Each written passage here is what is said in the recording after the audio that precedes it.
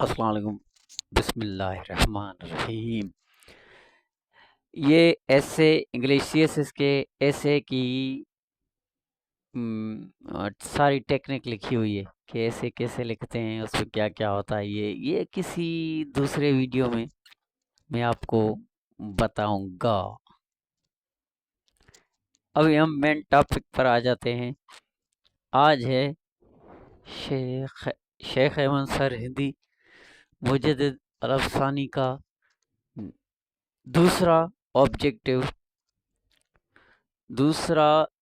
آپ آبجیکٹو کہیں یا ورک کہیں یا سروسز کہیں یا ریفارمز کہیں۔ دوسرا آبجیکٹو یہ تھا کہ مجدد عرب ثانی کا مسلمانوں کی آئیڈینٹی کو پروٹیکٹ کرنا چاہتے تھے۔ بیگا مسلم ہم یہ جانتے ہیں مسلمان اس وقت اپنی پہچان آئیڈینٹی کھو چکے تھے۔ مسلمان تبھی اپنی آئیڈینٹی کو پروٹیکٹ کر سکتے ہیں، تب باور میں آ سکتے ہیں جب وہ قرآن اور سنت کی تعلیم حاصل کریں گے اور کبھی نہیں چھوڑیں گے، اور قرآن اور سنت کو ریلیجیسلی فالو کریں گے۔ لیکن جب مسلمان رانگ پریکٹسز میں پڑ گئے، قرآن اور سنت سے بہت دور ہو گئے، ایسی تعلیمات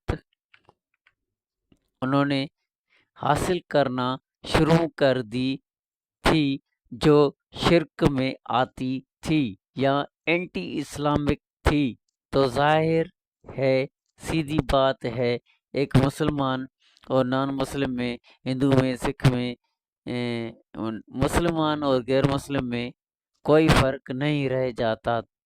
تو لہٰذا مجدد عرب ثانی وہ مسلمانوں کی آئیڈینٹی کو پروٹیکٹ کرنا چاہتے تھے۔ ان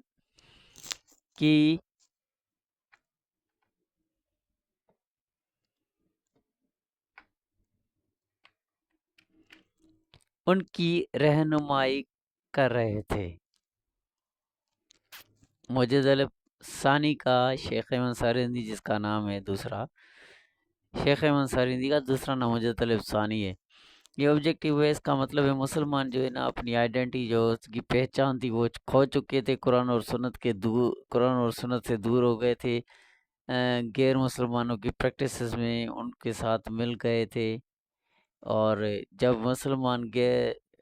مسلمان اور غیر مسلم میں کوئی فرق نہیں تھا، تو وہاں پر یہ بات بنی کہ مجدد عرب ثانی نے سوچا کہ یہ ریفارمز آنا چاہیے، مسلمانوں کو سیدھا رستہ دکھانا چاہیے کہ ان کی اصل پہچان کیا ہے، ان کی اصل آئیڈینٹی کیا ہے۔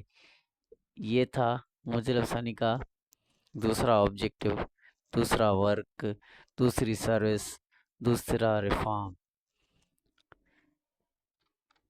اب تیسرا ریفارم نیکسٹ ویڈیو میں۔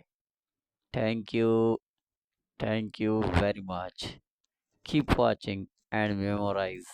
Just do nothing.